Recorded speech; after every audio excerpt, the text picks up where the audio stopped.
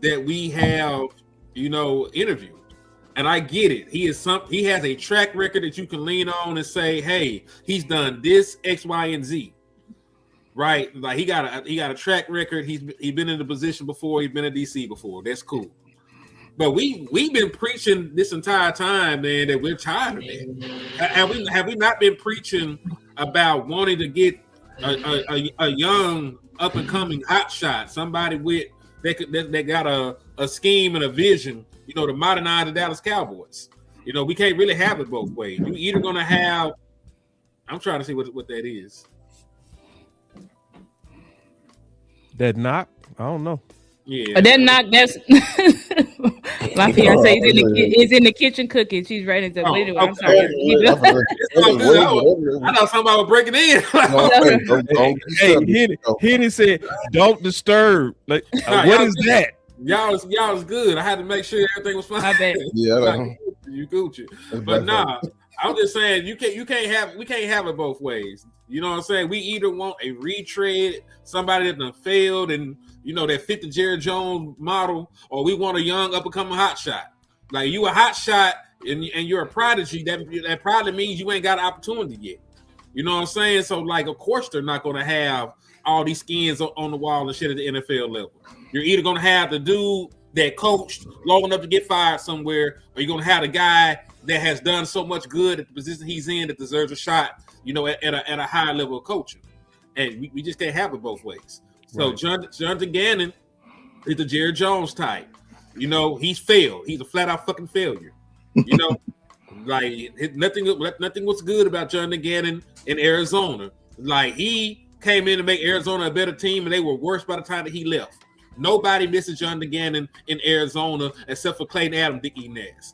So, but outside of that, though, man, I'm just saying, like, you either want you a young hot shot or you want you over the hill, washed up nigga. You can't have it both ways. And he definitely is the Jerry Jones, grab him off the scrap heap kind of guy, dust them off, rinse them off, and put them out there for the world to enjoy. So I ain't with it still. And let me add one more thing to it. I'm gonna be quick because we got the powerful panel. Also, to me, I think it was more Howard and Gannon in Philly. It's like he had dogs. Personnel. I was gonna say that was my pushback. Yeah, he had dogs. Yeah, that's why I'm sorry. I appreciate Lord Brunson, but that's my pushback. You talking about multiply defensive line and Hassan Reddick, and you had Josh Sweat, and you had Fletcher Cox, who was still in his prime, and Milton Williams. Jalen Carter was there as a rookie that year too, wasn't it? Who? Was Jalen Carter there? Jalen Carter. You know what I'm saying? That's how. Yeah, I think that was that year. I think it might have been 2023. I could be a year off. That's how. It's still how. Because the one thing the pushback is like the clip I posted from DLS with the reporters, like they and Arizona. The one thing that they criticize on is like he's similar to like White Cotton.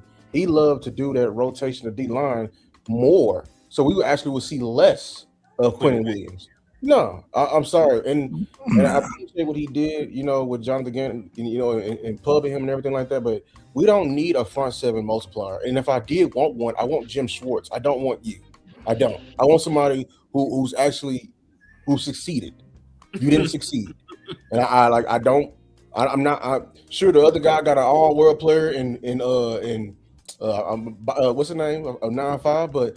I would take Jim Schwartz over you. I'm not taking you and Jim Schwartz blitz. You don't. I keep saying it, and I don't care if I'm superficial. You are tied to Eberflus. I don't want anything to do with that tree. No fruit in that tree at all. I'm good. I'll starve. Facts. Wow. Well, how y'all doing, everybody? Salute to y'all on the panel. What's up, Len? I'm trying to figure out how y'all boy Gannon even really being considered. Y'all boy, that's what say y'all boy. That's y'all partner. That was dirty. Ain't got nothing to do with me. Dirty game. Dirty game to put us in that. Dirty game. I heard y'all in the sandbox with it. We from day one. But nah, man, I don't really even see how he being considered as a real candidate, given his track record. And it reeks of Jerry Jones and his cheapness. You know what I'm saying? I think he might use that as a way to have the people under his thumb. You know what I'm saying? Cause he gotta have him under his thumb. Seems like that's the way he want to operate. Just being real, man. Cause it seems like he want to make sure he have somebody who he can coach through, and that's just unfortunate. That's what I feel right there.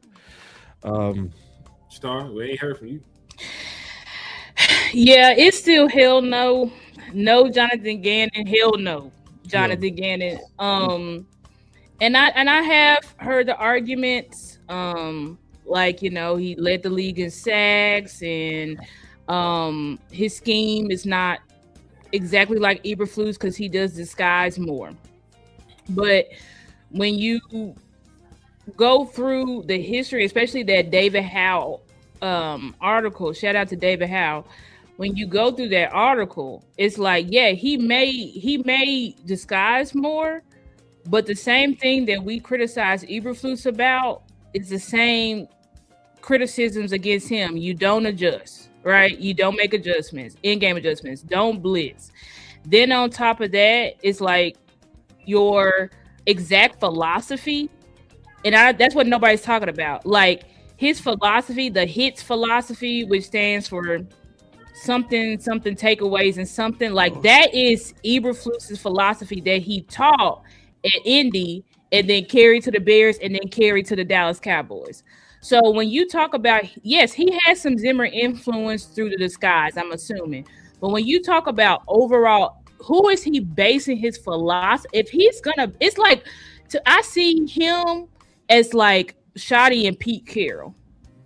When I'm basing my whole defensive philosophy off of what you taught me, that shows that you're more of an influence than this guy. Yes, I'm sure Shoddy did take things from the other stops that he was at, not just Pete Carroll. But when we look at Shoddy, his main whole philosophy, everything is built around that. So it's the same thing with Jonathan Gannon. But even if you say screw the X's and O's, right? Say, you want to give him a shot because of what he did. They ended up making it to the Super Bowl. Well, one, they only made it to the Super Bowl because they ended up having to play Josh Johnson. And at a point in time had Christian McCaffrey trying to play quarterback. So we have to question, would they have ever really made it to a Super Bowl if that was the case? I don't know. Maybe. But there's a strong case, maybe not. And then on top of that, the man's persona. Like, is this the man that you want? His personality-wise, not only you punching players, but just your overall persona. Is this something that you feel like is going to be able to galvanize the troops? No. I see the exact same type of persona that Eberflus had. And then you don't want to get another guy in here that's stuck in his ways, stuck in his scheme. And Gannon is bad against the run. So it's like we kind of had to run on lock. That was like the one thing that once we got Quentin Williams, it got better, and we were able to be. I think we finished like top 15 versus the run. Gannon terrible against the run. That's one of the things that got Kansas City back in that Super Bowl, ultimately leading them to win. So it's just a no for me all across the board. Like, even if his X's and O's got better, his personality and his overall mindset, I feel like it's not what we need in Dallas. And then you talking about player development. I got to go back and watch because I don't know who Brunson's saying he developed, but I remember there were vet dogs on that line. Yeah. I don't recall any young upcoming rookie or second year player. I think Milton Williams was his case. Oh, okay, Milton Williams. Okay, well, I mean, I guess we give him Milton Williams, which is pretty good, but Milton Williams it's not like he a Pro Bowl or nothing like that. He's just he's a starter. So I guess we can give him that. But other than that, it's a no for me. And I do think we need somebody that's gonna help us on the back end, considering that we have to rebuild our entire back end. So you probably need a specialist in the back end for your DC, considering that, like I said, you got to rebuild that shit from the ground up. I agree with that. I think the emphasis might need to be on the back end, especially when you gave up, Trey, and then you depending on Ricky, Young Revel, and Deron Bland got to be coming back from injury. You know what I'm saying? Mm-hmm. The ACL boys. Yeah, the ACL boys is wild. You already know that. But yeah, man, we need somebody who, you know, of the ilk of Al Harris, somebody who's a magician, who can work some magic on the back end. Like, I try to tell somebody, I just seen one of your comments said that Dak time running out, bro. Like, I hate to talk about that, but it's so true, bro. That's like true. I told y'all, I said, man, can't know if y'all can't guarantee me this ain't my best chance to win in the next 20 years, I ain't got time to play with y'all, bro. I don't got time to play. You feel me? Like, cause I really feel like we got a great quarterback, y'all, and that's half the battle. So we don't have time to play around with the last years he got. You know what I'm saying? Like, we need to get this right. Mm-hmm. I don't care about doing it fast and meeting these deadlines. To be honest with you, like, it would be nice if they met the deadlines, but it's more important to get it right, man. And I seen that report they was talking about. These defensive coordinators want some stability. They want to be guaranteed that some job security. You know what I'm saying? And that's giving your reputation. You done had 4 different DCs in the last 4 years. Nobody respects that. Nobody want to move their family to Dallas for 1 year, and you playing around. Like, nah, so you need to make sure this hire is somebody who gonna be with you for the long haul, or at least somebody you can build with. If it's not like that, these people, like the good ones, ain't gonna want to come here. They gonna say they good. You know what I'm saying? And then especially if you talking about these upper echelon defensive coordinators that actually got some head coaching opportunities, like Flores and the guy from Atlanta. It's Raheem Morris. Yeah, Morris. Mm-hmm. Like them type of guys like that, they got actual people that's trying to get them as head coaches. Like, they not finna come for no little money or for without no job security. So these are the things, these are the problems that we built over our time, given our reputation. And that's all on the Joneses. Like, we got to figure out how we can convince these people. And given the stuff I just said, I would be surprised if it's not a young coach now, because you're going to have to get somebody, you're going to have to get a young coach that you can just say, it's either going to be a young coach or a homeboy. What you think, Star? Yeah, I agree. I think that's exactly what's going to be. It's going to be a young coach, because when we look at the demographic of these coaches, nobody is over 50 years old. So it's clear that Shotty, he want him a upcoming hot, right? He want nobody. He want him an upcoming hot shot. That he also feels like he will stay here and kind of build some longevity. The only issue is when you get the former head coaches, they're always got 1 foot in, 1 foot out, which meaning, like, I'm just trying to do my best here so that I can get my next head coaching job. And I do understand that if somebody just automatically gets a next, seen as a head coaching candidate, that had to mean that, damn, your defense was pretty good. True. But at the same time, I feel like we need multiple cracks at it. You know what I'm saying? Like, I think what I'm saying is we need stability. And so I feel like that's probably why Shotty is trying to steer away from I'm a former head coach, because it's like, let me bring somebody that I know these are upcoming guys, and in a couple years they probably will be head coach candidates. But right now I feel like they'll want to stay and be more stable with us compared to I'm just trying to get my next head coaching job. And also, I think somebody pointed out that, I forgot who it was, but they were like, you got to think as well. I think it was Amp. Shout out to Amp. Me and Boss and Amp was on the phone, and he was saying, like, the other good thing about when you have a new upcoming hotshot, there's no film on them. There's no film on their scheme, so we don't know what their scheme is going to be. You can say, oh, well, this is his mentor, so it's going to be like this, but you really don't know. That was the surprise of Shotty, too. What is Shotty's scheme going to be now? Nobody knew. That's probably why we had better success, because you don't know what we throwing at you. So I feel like we probably, and me personally, I did want to go with the younger guys. I mean, personally, I did want to. I just felt like whenever we get that demographic that Jerry want, old field coach, it just never work out. Jerry said that shit himself. He's like, listen, I've been doing it for 30 years. Ooh, that's the Chargers? Oh, he going to the Chargers? Okay, that's the head coach. Yeah, he OC. That's good for her. I ain't gonna lie. I'd rather him go down than the Eagles. Exactly. I was like, exactly. I messed up and gave Brunson too much sauce on the gym about Cuda shit. You kind of did. I kind of did. Me too. I got Philly too. Jim about Cuda because Jim, listen, some real sauce. He the one over there with Indiana, and you remember like both Daniel Jones, sorry ass, and Jonathan Taylor in the MVP conversations while they were healthy. Yep. Like he got a very fun offense if you got a mobile quarterback. Right. A lot of design quarterback runs, power run game, play action shots. That's crazy. What good though is you was reporting what's already out there too, because you keeping your ear to the ground. You know what I mean? So it's already out there. They already looking at him. You know what I mean? So they be a fool not to go. That would be the guy for them for Philly. Now I do want to get back to the risk, if y'all don't mind. Of course. The risk, in my opinion, is obviously the worst case scenario, but we got to talk about the worst case scenario would be Gannon, right? But people got to realize what will start the domino of that risk. It would be Jim. Waiting on Jim is what starts the domino. Mm-hmm. Yeah, y'all understand what I'm saying? I know y'all do. Yeah. I'm talking to the chat. Like waiting on Jim is where he's the possible.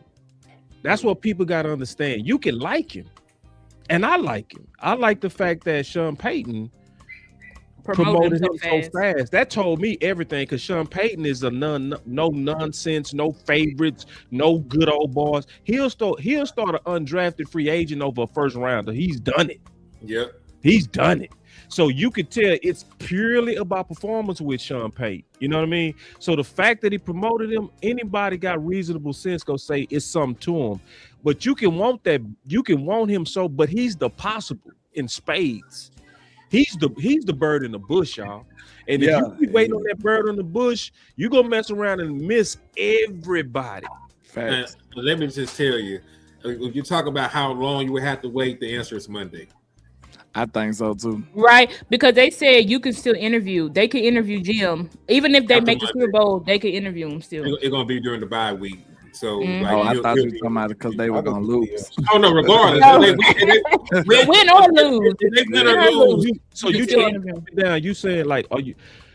So like I feel like we losing our first movers advantage. See, we was the first to hit these interviews because we was the first losers. You know what I'm saying? Like, you know. Yep. And so now because the market is really just now starting to move. Because, you know, we've been knocking all these guys. Why ain't nobody interview Leonard? Why ain't nobody interview Al Harris if he's somebody? Who else interviewing Durante? Now, we not thinking. We already in the pack. So we already in the pack. So we were the first of them dudes. Now that these head coaches starting to get their jobs, now you starting to hear Al Harris. So all the while, ain't nobody talking about Al Harris. Like shit. Let's say Packer job, they want to talk to that boy. If Mike McCarthy said he one of the favorites in the Pittsburgh job. We were talking about if Brian Flores get the Pittsburgh job, he'll take Durante. Shit, Mike McCarthy get the Pittsburgh job, he might grab Al Harris. Right, damn sure Mike, because Al probably packing bags to go over there. He absolutely really kind of timing this up though, like because you sound like you was trying to calm me down. Yeah, well. No, you're not really tripping. I understand where you're coming from. Because like you said, we're ahead because we've already crossed our T's and dotted our I's. Now, most of these teams out there cannot hire anybody right now because they have not met, the hiring process. You got to do the Rooney Rule. You got to have two, minority candidates that cannot be internal interviews, right? Some of these guys haven't even did one. Like they got them on the schedule. They haven't done them yet.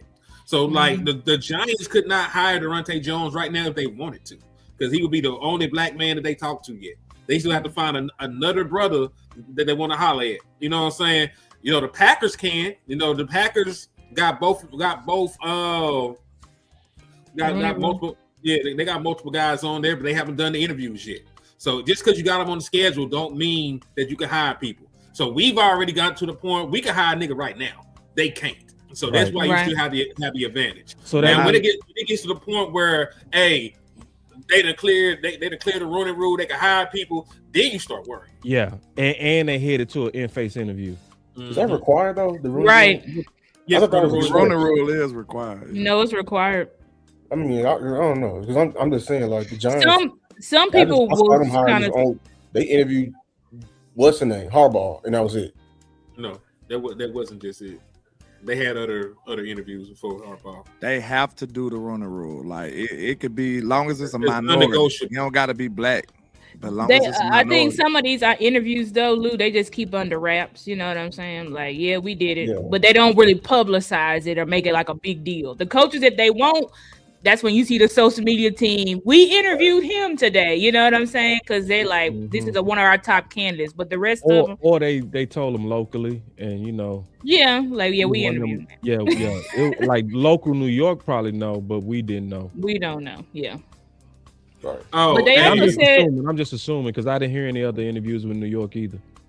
Well, they also said with the Giants though that they think Harbaugh really is gonna hire or another guy that was with him with the Ravens. Yeah. Because remember when I had O'Bo on, he said if O was worth his star, wouldn't Harbaugh be talking to him? He said wouldn't. But they saying right now Harbaugh it's expected that it's either going to be or another guy that was with the Ravens as well that Harbaugh thinking about bringing over. Oh man, see, what would that say if they pick over Jim Leonard and Durante? Man, we got one. We had one of them boys in the building. Preference and familiarity because preference and familiarity. Harbaugh is very strict on his coordinators, and he wants coordinators that he's familiar with. Yeah. The reason why he got let go from the Ravens because he refused to let go of Todd Monken. So I got a question for he's very go ahead. No, I thought you were done. My fault. No, you good. I'm done. You can go. I was just about to say I got a question for the panel. How does this make sense for the Cowboys to be waiting on Leonhard or Leonard, however they want to pronounce it, if he's not even the top candidate? He's not our top candidate. He's not the league's top candidate. I'm saying as coordinator. He might be love, bro. Like, why? He might be the Dallas Cowboys top candidate. I mean, you got Flores out there. He might be finna get a head coaching job, but you got Swartz out there. You got other people who deserve that type of respect that you ain't even interviewed. Really, Sean McDermott too. You just talk about people. You ain't even interviewed him either. So, exactly. but you got the nerve to be waiting on him. That's just me. Let me play this clip to your point, if you don't mind. Go ahead. Let me play this clip and this go kind of put some cheese on what you just said. Coalescing around. Now for Cowboys offseason decisions. The offense. By the way, I don't think I read Raheem Morris's name on any of those Vegas odds lists. I did not see it either. I think the Cowboys did not get good feedback about him when they asked around. I don't think that they got encouraging. Why don't you do your own feedback? That's how you determine who you want. Man, can we clap it up for RJ right there? Why don't you do your own feedback? See, man, hold on. I got a clap button here. I'm going to find one if I don't. Do your own interview. Shout out to RJ. Want to talk to? I think you've got to winnow down the list based on what do other people around the league say about it. You know what? This is why my dad, and he took this. I don't remember who he took this from. He would never buy me used books. Ooh. He smoked that. He smoked it. He smoked that. He smoked the hell out of that. In college. Why? He said, what if the other person was a complete moron? He killed He killed that. Underlined all the books. That is a fantastic point, and I love your dad for that. What do you mean? Like that they crossed? Sean didn't get it. Sean was the nigga that was doing in the books and ain't no shit. He basically saying, don't take nobody else's word. Don't think for yourself. Yeah, he killed what I'm saying? He killed that. Because he liked Morris. He been pushing for Morris, RJ. Shout out to RJ. Is that what you should be reading? You know how like people will highlight, they're stressing stuff? what they think is important? Yeah, he goes, what if that person's a complete idiot? You naturally end up reading the stress and emphasis of somebody who's dumb. I love that thought process, actually. Where did he either got that from somewhere or he's I don't know where genius. he got it from. But it's like, he wasn't a genius. You take I love you, Ralph. You take the information somebody gives you But you still talk to them. You still interview them. Yeah. Even if they say, nah, this guy's tough to work with. Right. Well, maybe that person that told you that. How do you start? Where do you start? That's any job, though, right? Like, I mean, you generally get an idea. There's no excuse not to talk to Ben Johnson, Mike Vrabel, Bill Belichick. I like how they not letting Bobby get off of that shit. You know what I'm saying? They is like, Bobby, nah, man, no excuse. Bill Belichick. There was no excuse not to talk to Bill Belichick. I think none whatsoever. Belichick, they know. Like, I think they know whether or not they know. They don't. Bill Belichick is not in an intricate presentation broken down what he thought about the Dallas Cowboys. No. I at least talked to you to get that info. Right, but they know. I think they know instantly. Could they work with him? The others, I agree. They know. They did not think they could work with him. So the others, I agree on. Vrabel and Johnson, you should probably talk to him regardless. But Belichick, like, he was a GM they dealt with in trade discussions and free agent stuff for years. I think they probably knew, like, we don't match. And then Belichick may have felt like we don't match. I don't know. Well, if you have an opportunity to sit down for 3 hours with maybe the greatest football mind of all time, you just do it. You just take the 3 hours. You take the 3 hours and learn about yourself. Kellen Moore, they interviewed Kellen Moore for the job. They didn't want him sitting around. Now for Cowboys offseason. We got it. I love that, too. You need to get your own opinion. Get your own opinion. Because the way I operate in life, I do this in life. Like, I can hear whatever about you. You know what I'm saying? I ain't going to say I'm going to just disregard everything, but I'm going to let you prove that to me. You know what I'm saying? Like, I'm going to let you prove it to me. Because you might not try me like you tried to other people. You know what I'm saying? You might not come to me like that. So you should give everybody a blank slate. You know what I'm saying? Unless you got some people that you really, really trust that then told you, hey, man, this, and that. You know what I'm saying? But I really think you let somebody prove it to you. Right. I'm glad they pushed back on that because it's like, because I was feeling the same way with Flores, all this. They don't feel like he'll coach a fit. How you don't know if you ain't talk to him? Do you see what that trend is, though? Yeah, I see the trend. I'm a man of patterns, man. Okay. I see the trend. Okay. Do you see the trend? That's all we got to work with. If you know, you know. You see the trend. Yeah, there's a big, loud. They all the same color as landlord feet. And they're all the same price tag too. That's what it sounds like. I think it's the price tag. Oh, hold on, wait. I got a curveball that hit at start. This curveball go rock you, girl, and I love you. It rocked me. Watch this curveball, cause it ain't the money. I was saying all day. I saw that. You know where I'm going, man. Watch this. This messed me up when I saw this. Hold on, watch this. Guess who they paid? Oh, okay, yeah, you right. I said that in the chat. Yeah. The DC Fools played Evil Flus. They had Evil Flus number 2. Second highest paid DC. So it's not even the money. I used to say that. I used to say that. So I won't say that either because think about it. If Leonhard or Leonard, whatever his name is, if he comes here, he's not gonna be cheap. Right. You already see he acting like he the Sadiddy girl right now. Like he don't gotta talk to y'all right now. You know what I'm saying? He'll holler at y'all later. You waiting on him. He's not waiting on you. I mean, to be fair, he has no choice. Hold on, they got us with 90 likes. He got no choice but what now? It's over. I mean, I know. You know what I mean, though. Like, he got options. I think we can honestly say that. He got options. Yeah. Mm-hmm. He got options for sure, but it's like, considering this, yeah, it's definitely not about the money because these assistant coaches is cheap as hell. That's what I was saying. I was like, $2 to $4 to $5 million is nothing to Jerry. So he'll pay that. So that's why I feel like the DCs that don't want to, they trying to say, oh, they not a culture fit or I don't even know where they even. It's feeling what weird. What is our culture? Shit, yes, I want to know that. And it's feeling weird.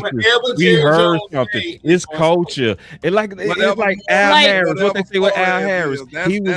He was soft on players. It's like right. It's like where is these hit jobs? And it's only like Dallas Cowboys media that's saying this stuff. So it's like, where is this coming from? That Raheem Morris is a problem. Like one of the nicest guys in the NFL. Exactly. Like he is not problematic, but Raheem Morris is a problem. Literally. Like I can see Flores because he come from the Belichick tree, no nonsense.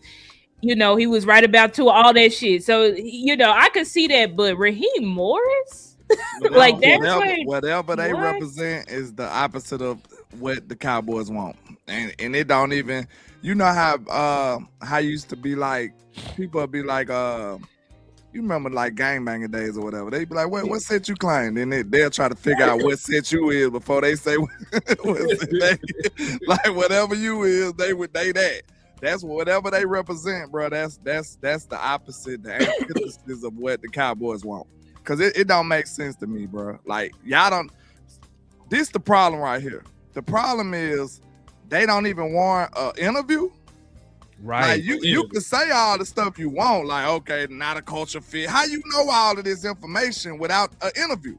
That right there let me know that you full of shit. I'm sorry. Like, right. If you ain't got an interview, you don't know all of this stuff. Right. You get an interview in person to figure it out. But and now, it's like y'all got all the answers on these two candidates. All of a sudden, for some reason, y'all know everything you need to know about these two guys. Right. But y'all got to bring everybody else in to help. Al Harris too. He got done bad. They lied on Al. They talking about he baby. Use your common sense, people. Use your common sense. And it's like, but Gannon, who's punching players, and everybody that I've heard talk about that situation. I watched another segment today, Gavin Dawson. He was like, you got to watch it. Even I don't agree with a lot of stuff Gavin say, but he was like, listen, you have to take that type of stuff seriously. Coaches punching players, he was like, that's a major character flaw. Yes. Mm-hmm. It's a red flag. Like, but that's fine. A coach that say, I don't like grits and who ignores his players' opinions and thoughts, that's fine.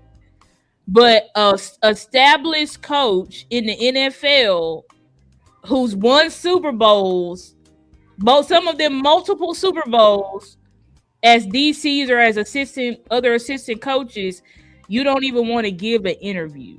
Yeah. Jerry wants you on your deathbed.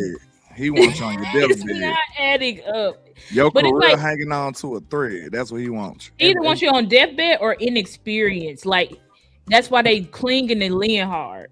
Because Leonhard just got into the NFL last year. Yes, so Jerry wants to be able to mold. He's like, he want to be able to say, look what I gave you. I gave you your first shot, all of that type of stuff. And Jerry like to put DCs on the staff that he feels like one day I might make you my head coach. That's why I think honestly Jerry trying to co-coach. I believe this is what I finally came to, man. And I thought about some of the toxic relationships I was in when I had women that's supposed to be trying to partner with you and they competing with you. They always find a way to fuck up something good. You know what I'm saying? Like, it's like they step into your role. It's like I supposed to be helping my sons get tough and then karate, and your goofy ass over here trying to step in this shit. You know what I mean? Like get like, you know what I'm saying? Like, now when it comes to nurturing, I ain't stepping into that. That's your thing. You know what I'm saying? But when it comes down to protecting this house and make sure somebody rock up in here, they go get handled. That's my job. But then you gunning up here jumping out the bed when you hear something with the pistol. No, that's my job. You know what I'm saying? That's Jerry. It's like he always find a way to compete against his head coaches, especially. That's why to me he underpay him. Like, how do you pay Eberflus just as much as you pay Brian? It's like you competing with him. You know what I'm saying? The same way. Because when I figured that out, I was like, bruh. Like that, the dynamic. Just think about the dynamic of this dude being brought in with you at the first time, being paid just as much as you. You basically causing dissension even in the payment. And then Jerry Jones told y'all from the jump, hey, I brought him in to help Shotty. He did say that. Right. He said to help Shotty. And at the end of the day, hurt him. At the end of the day, Shotty had to stop what the hell he was doing. His offense was to go help him. His offense was amazing. Rolling. Yeah, and then he had to stop, put everything on hold. Like, hey, Clay, hold on, man, I'll be back. Shit. He had to step down there, peek in. You know when your kid supposed to be asleep, but you catch their ass. His offense up. Yeah, you know your kid supposed to be asleep, man, but you catch their ass in there on the game at 12 o'clock at night. Yeah, man. That was their ass in the defensive room. He bust in. They supposed to be talking about coverages. He had them in there playing Fortnite, man.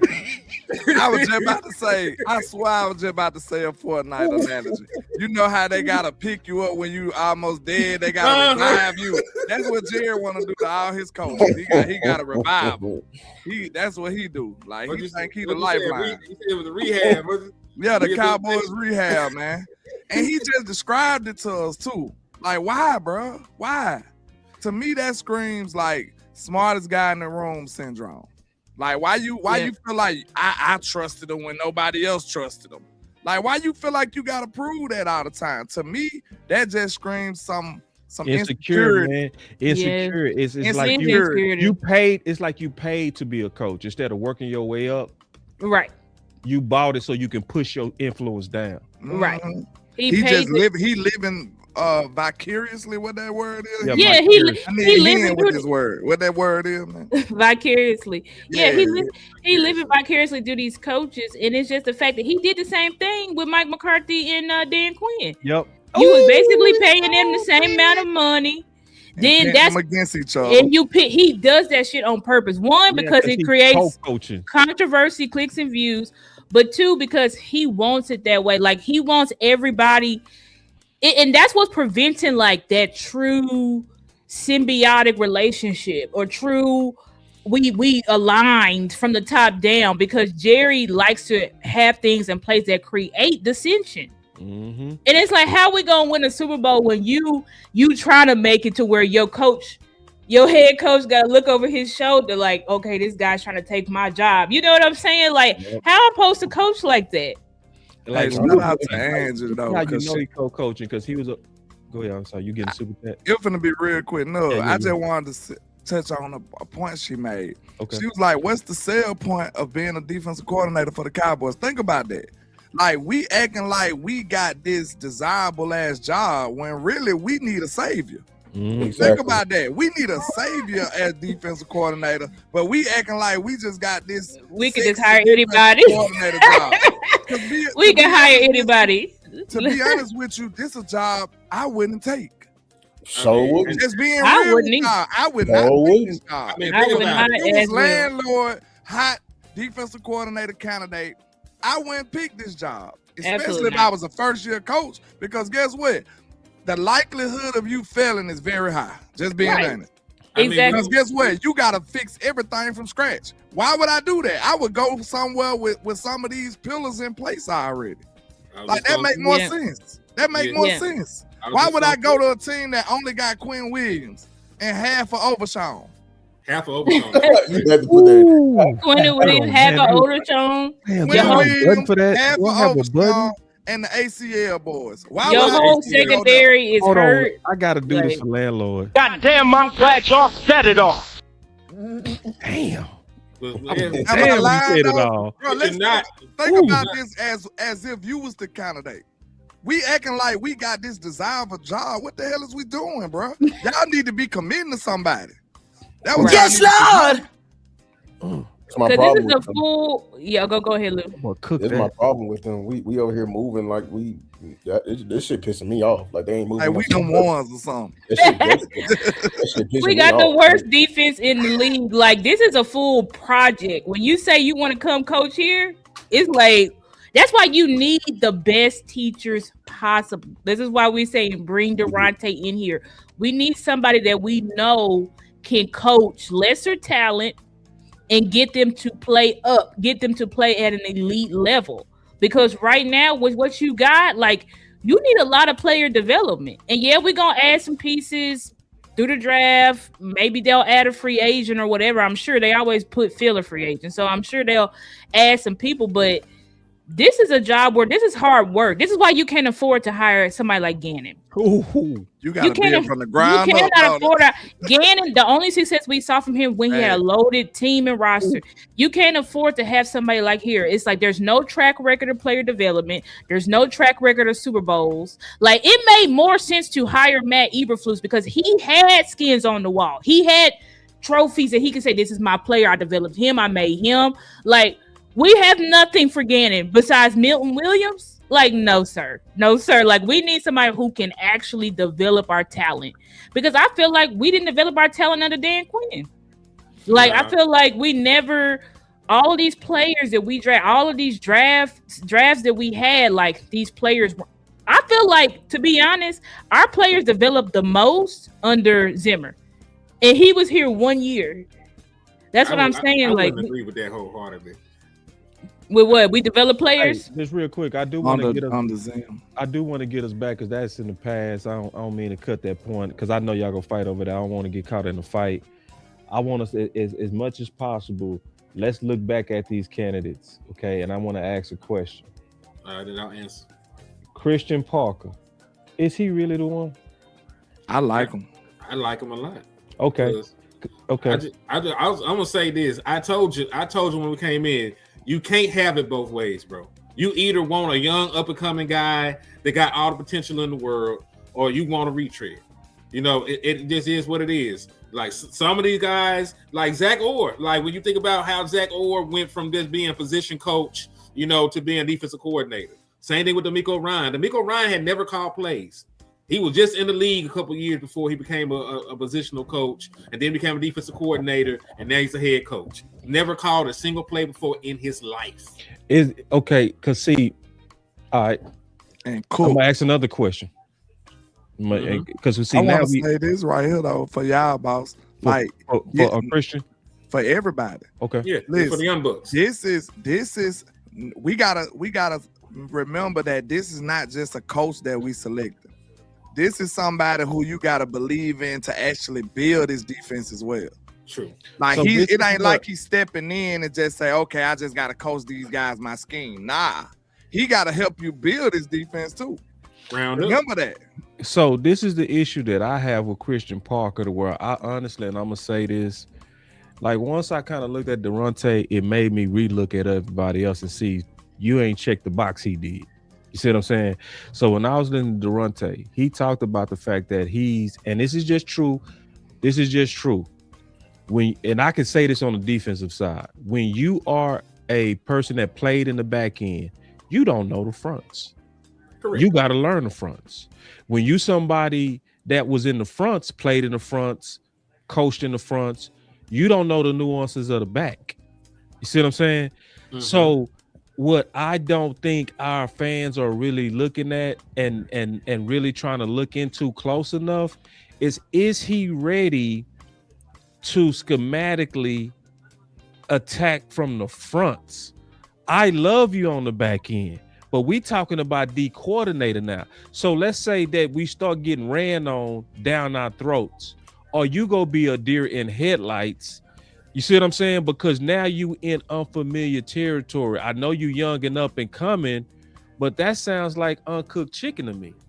He been in a mentorship situation, bro. He been in a mentorship program just as long as Durante. Like there is a reason that Vic Fangio keep bringing this man along for half a decade. Like if you're telling me that he just spent half a decade one of the best defensive minds in the NFL and ain't learned nothing, he ain't ever gonna learn. No, I ain't saying nothing. No, but I'm just talking about running a defense. You feeling good that he is back up front end ready? Yeah, just because of the time he spent with Vic. With the time he spent with Vic, you don't think that he been mentoring like this? I don't know. I was just throwing that out there because I want to comb him right. Yeah, I just want to be thorough looking at him. Of course, because listen, you know, we got lucky and saw that Durante said that on an interview. I don't know how much this man talks. You know, I seen him on the sideline. I don't know what his football acumen is outside of the back end. It's fair for you to ask about it. But I'm just saying, you know, from just a grand, you know, perspective of if I've been with one of the best defensive coordinators in the league and for half a decade, and Philly was already saying he was the one being groomed. That's why they are all up in arms about him. Like, no, he's supposed to replace Vic Fangio. That's the part they keep leaving out for you. And that's why I put it out there, because I was wanting somebody in the panel to fight for him. You see what I'm saying? To make me feel better about the raw chicken that I was smelling, but I think you answered it. Honestly. I think it's all the way around though, boss. Like I said, like if you're not experienced coach, bro, I just want y'all to really think about what we putting in their hands, bro. We putting Dax, Prime, and Future in their hands, damn no, to me. No lie. Like you gotta actually swing for the fences. You gotta actually believe wholeheartedly in whoever this defensive coordinator is, bro. Because we can't get this wrong. Could you imagine getting this wrong for 2 years or something? Because you probably know what everybody gonna say. Can't judge them after 1 year. Shit, I see some defense coordinators. I see some people be prosperous after 1 year, but That's neither here nor there. But we all gonna be like, oh, you can't judge him after 1 year. And then now, that's 2 years you gotta hope and gamble. Yep. You will have a bad year. Say for instance, you have a bad year the first year. Everybody kind of, sort of, semi expects that. Mm-hmm. Then the second year come around. Now you still wondering if you got the right guy. You don't even know yet. For a second you and still share don't this know, too. bro. Y'all share this content too. Go ahead. I mean to cut y'all. Go ahead. Yeah, I mean to cut everybody off. Let me get these people to share real quick. We'll come right back. Like, cause listen, man, this is some real good content. This is a dope panel that I believe is very thorough. We gotta stop. Go put this in Facebook groups. Go put this on Twitter. Like, do our part right now, because now we starting to really compare these guys. Honestly, I think you did a wonderful job of talking me into front end knowledge on Parker. Thanks. Great job, like, because I didn't know if anybody's gonna be able to do it. I think you did it here. Is Jim raw chicken? I'm gonna let Lou take this one. If you ain't got no experience, you raw chicken. And that Parker raw chicken. All of them are. That's what raw chicken. I was gonna say Parker's raw chicken to me. Everybody raw chicken. My thing with Parker, just briefly, I think he's a multiplier of talent. You like the one thing I have, because when people crown him, like I get a little bit eerie because people was downing and shitting on Al Harris when Al Harris did it better. So, and with everybody. Like Lou, you know he didn't fit the culture. Al Harris is developing everyone in that room. Christian Parker is only multiplying already highly touted, prospects coming out. We knew Patrick Surtain was gonna be something. We knew Quinyon Mitchell had a little something. We knew had Cooper DeJean a little something. What about everybody else in the room? What I'm looking at in Chicago, I'm seeing Al Harris literally have the gold Midas touch. He has revived. What's that safety career that was just shine right? Kevin Byard. Kevin Byard. I'm seeing revivals happen under him, like actual development, like actual the ball taken away from the entire team, not just individual player success. So I do have problems. I do have issues with that. Even with you being a teacher, be honest with you, because like when I look at your trophy wall, it's not enough. Now let me get to Jim. Yes, I think Jim is raw chicken. I know people love to bring up his DC experience at Wisconsin and love to bring up, that he's, I love the fact that he's elevated quickly. I think he needs to cook a little bit more. I don't think he know all the nuances of the defense. I can firmly sit here and say, and I'll argue with everybody, you don't know what he gonna run in this NFL, because the shit he was running at Wisconsin, one, it was years ago, and two, it ain't gonna work in the NFL. And then what he's doing now, we claim he's all disguised. Man, Vance Joseph ain't disguising a damn thing. They lining up and beating your ass. And the lowest disguise rate in the league is Denver. You said what? I said the lowest disguise rate in the entire league is Denver, to echo what you're saying. Yeah, and they got dogs up front. They got dogs on their defense. They got actual names and money committed to their defense. They ain't effing around in Denver. We know. Boss, let me ask y'all a question about Denver defense for the people, because I think they need to know this. Are y'all insinuating that with them having the least amount of disguises, are they basically living off of talent? That what y'all implying? We're saying that they got one of the most gangster pass rushers in the league. You don't have to hide shit. Right. Okay. I'm not fighting y'all. I'm just trying to clarify. They have multiple. They have multiple all pros. They have Nick Bonito is an all pro, and then just this year Zach Allen, and all pro. So they have multiple all pros. We don't have any of these things, but go ahead. Exactly. Like, they're like that's the point. The Broncos are like the Texans to me. Like the talent is just elite through the roof, so they really don't gotta disguise and blitz much because you have the talent. That's the issue here in Dallas. Like, are you gonna have all pro corners, all pro linebacker, all pro edge, all pro D tackles? Like, the only thing I can guarantee is an all pro defensive tackle. Right. That's all we can guarantee. Exactly. So we gotta build the rest from the ground up, and we do. I mean, shout out to Jim. He did have top defenses in Wisconsin.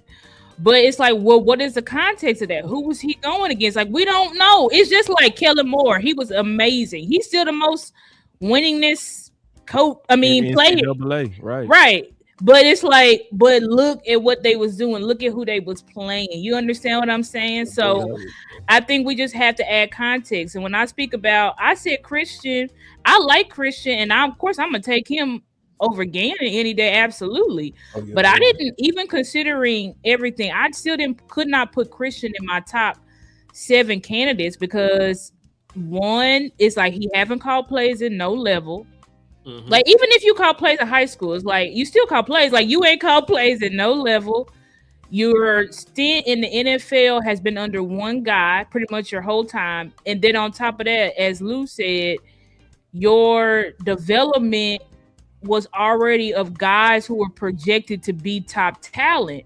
So it makes me wonder, okay, well, to me, he more so made sure that this top talent continue to develop in the NFL or make sure their progression was like on track. Basically, it's like he managed the progression. But I'm like, can you teach a corner from the ground up? Like, can you go to Carson and say, hey, this is wrong, your eyes are wrong, your feet are wrong, this is what you need to do? Can you do that? I don't know if you can break down a player and be able to get every corner, everybody in your secondary to understand these complex things. Like, I don't know. I know you're coaching for Fangio, who is a hell of a coach, one of the best defensive minds in the NFL. But I still think, do you want to really put your this defense that needs a savior, as Landlord said, do you want to put that in the hands of Christian Parker? I just feel, and I do think he's a good coach. I just feel like it may be a little bit overwhelming for him. I ain't gonna lie. You have to load him up with supporting cast, in my opinion. Like, he got to have a killer supporting cast. They do that BS right there, boy. We got a march. Henny Land. We got a march. Henny Land podcast.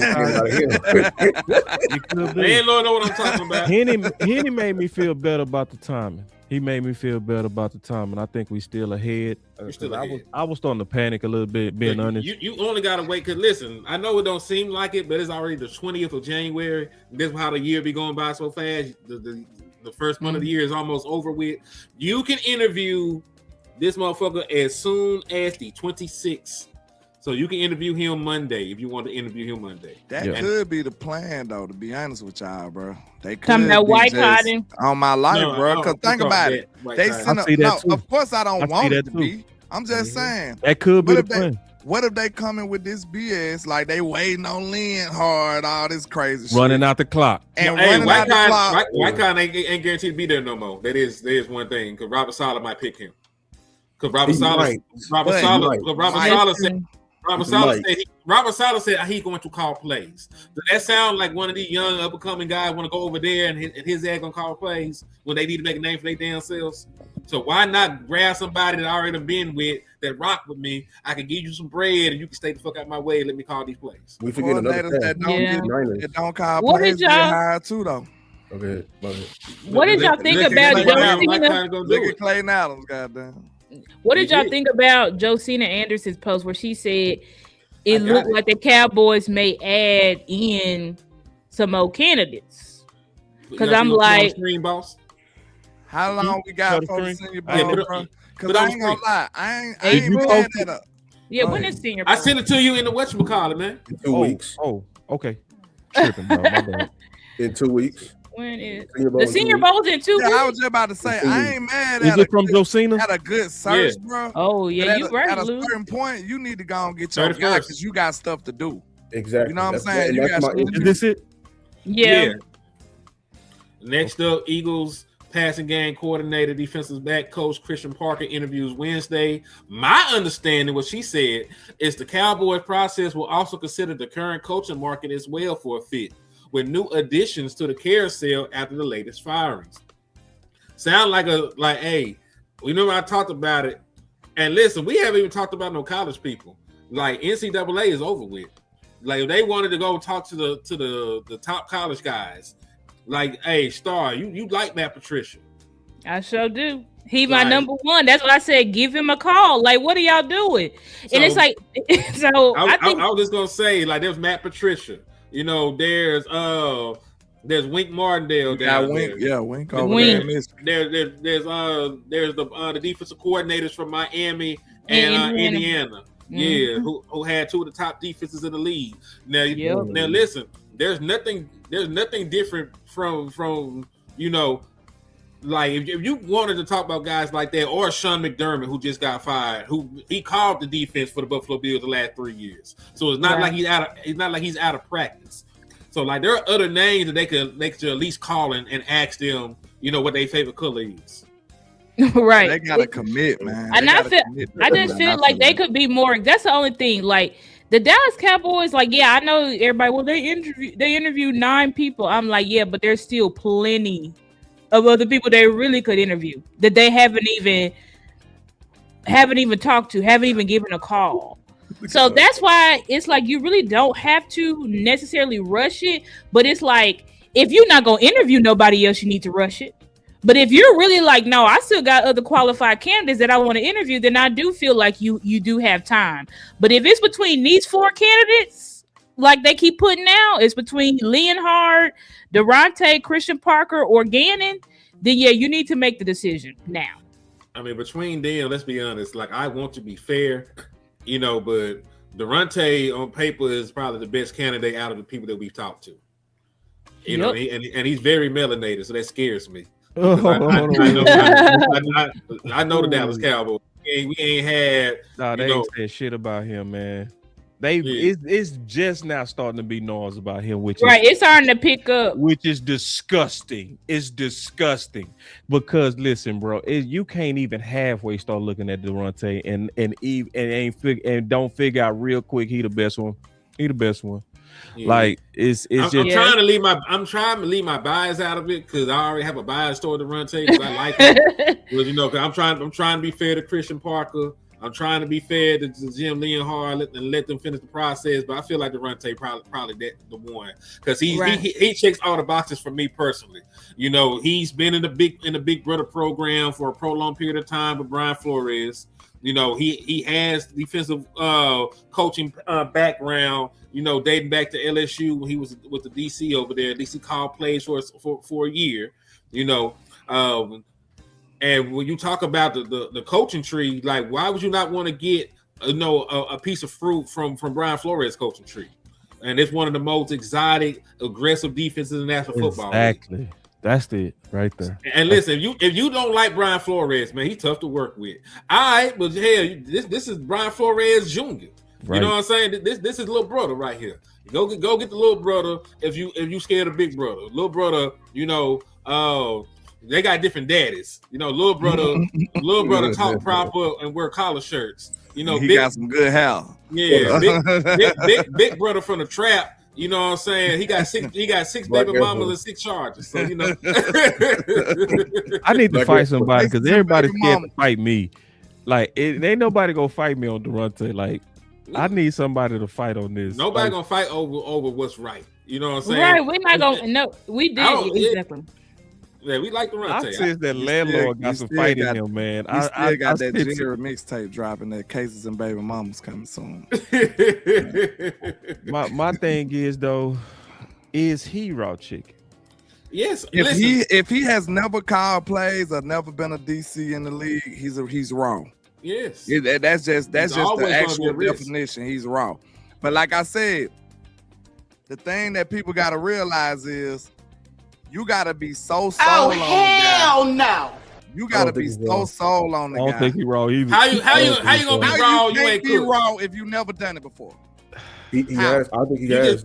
I think he has a lot more power than y'all give him credit for. You like the man? Listen, man. It's certain things. It's not like that. It's not like that here, bro. If you never drove a car, we gotta make the case, dog. You gotta let. If you never drove a car before, are you a driver? Would you trust that driver? That part you right. That part you right. I'm just going by that part you right, but that's wrong. We gotta never done it before. You pushing, but we gotta be able to push back. Y'all bullying right now. Y'all bullies. Y'all acting like team weapons and shit. We are team weapons, nigga.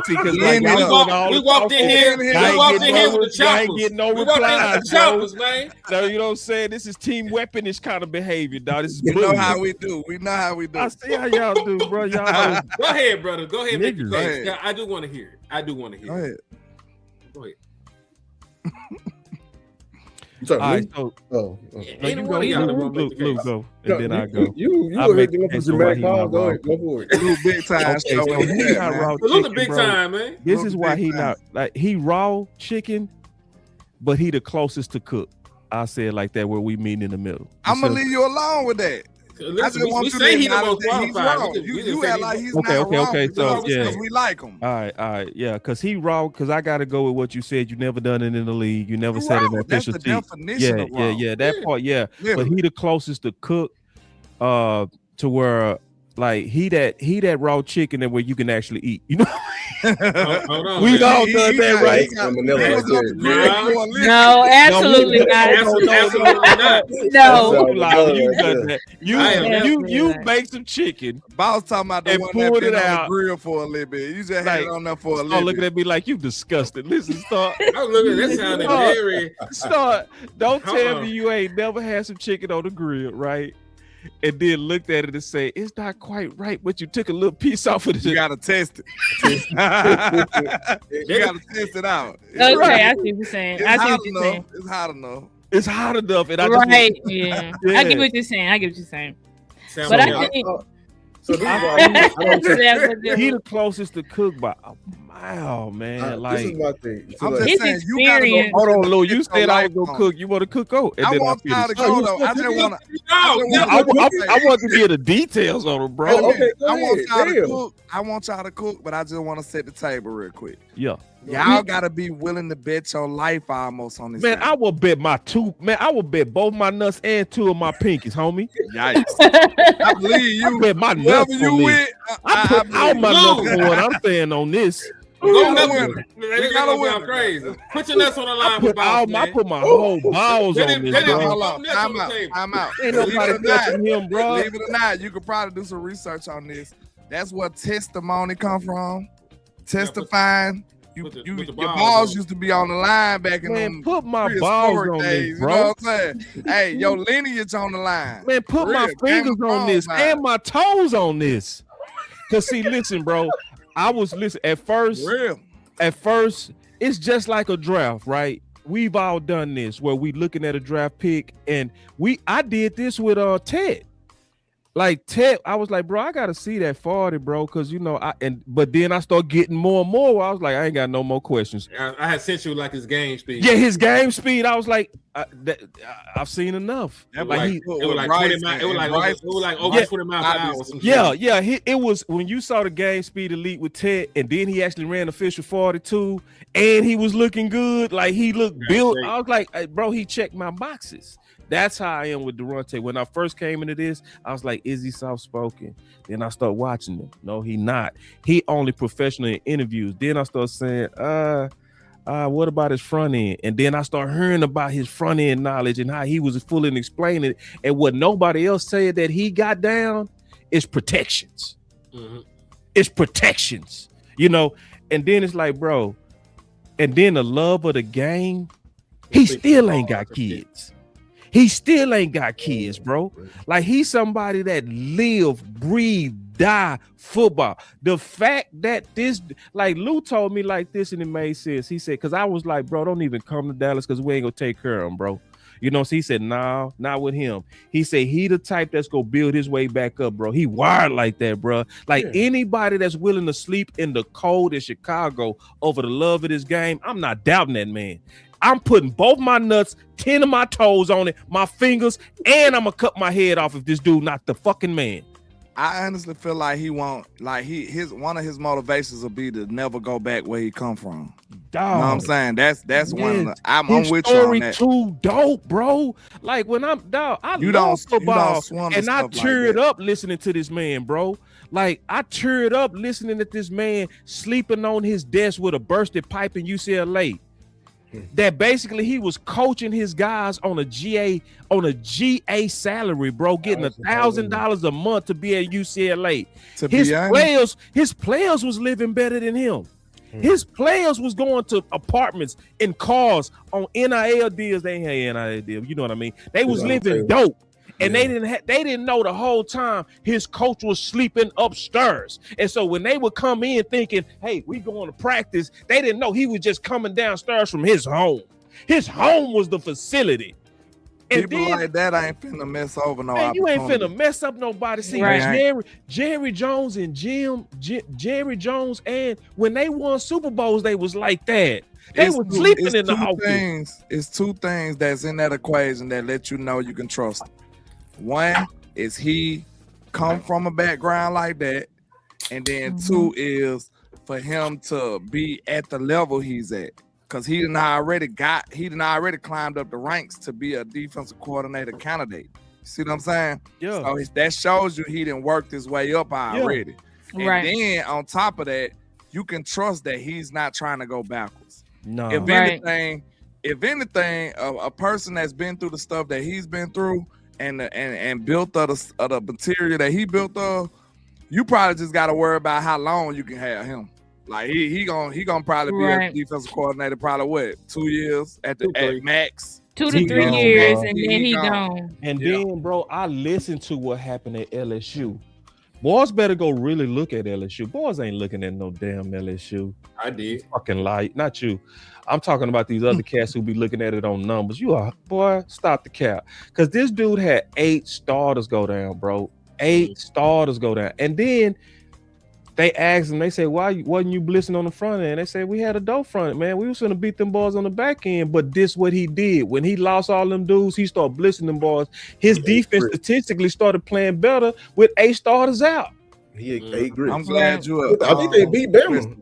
That's what it was mentioned in the interview. Man, dog, then what was crazy, a lot of the LSU fans, I think they looked at it like Zimmer. So y'all remember when Zimmer lost all them starters? So on the surface, Zimmer numbers look bad. Yeah, they were 31st. Yeah. But people who watched the flow of the season, no, they got better. They got better, and you was like, damn, he was working with, we played dominoes. This dude had 5 doubles and it was over here. He said 5 doubles. 5 doubles is insane. He had players from Walmart. He had players with Walmart, and we was making it work. And put it like this: Durante had more injuries than Zimmer had. I mean, any time that Derek Stingley only played 3 games for you, you fucked. Yeah. I mean, 8 starters, right? And that's what he said. He said they didn't get a recruiting class. He didn't get any. They didn't have a recruiting class that year, so it was just like by far. It was COVID. I forgot. And then he got the best tree. See, it's like he got the best tree by far. Huh? Let me. That's what I was about to say. I feel like he ain't raw chicken because I can if we take Jerry, Brian, everybody out. Can you trust anybody to build a staff other than him? This man has been around the way. Before you go too 13 deep, years. He is raw. Let's just say he's the least of the raw. If he's never called it, he's raw. Yeah. So you can say he's the least. He's the least of the raw. You trust him. You probably trust him more out of all the candidates. But listen, if you ain't called plays. I do trust him more than I do too. I think you trust him because his ability to develop. I think his ability to develop and teach what he said he taught. That story about with his freshman when he was teaching high school. He's like, my freshman, we were 32nd. We were 32nd. He said, then the next year, then we moved up to like 16. Mid. Then the next year we moved up to number one. Then the next year, was coaching the DC. Right. He said, I left, and then they taught the high school students. First of all, that even just shows. This was college. But that even just shows the maturity. Like these are the type of young men he was raising, where they was mature enough to say, "Okay, this is the scheme we want to run. Now let's teach this new DC. Let's teach him the scheme." Like, and then you see what he's doing over there with the Vikings. Who was in their secondary besides 40-year-old Harrison Smith? Thank you. You don't know nobody else over there, but their defense is elite. Byron Murphy. We do know Byron Murphy. Interceptions under him as an old man. People forgot that. And they locked our ass up. Gilmore was on that team as an old man. As an old man. They won 14. Gilmore balled out. 14, 15 games. Like, Stephon Gilmore was there. Yeah, it was like 14, 15 games. Like, this feels like this man has just been waiting on his shot. Dog. Like, he's more than ready to go. Like, I'm just waiting on my opportunity.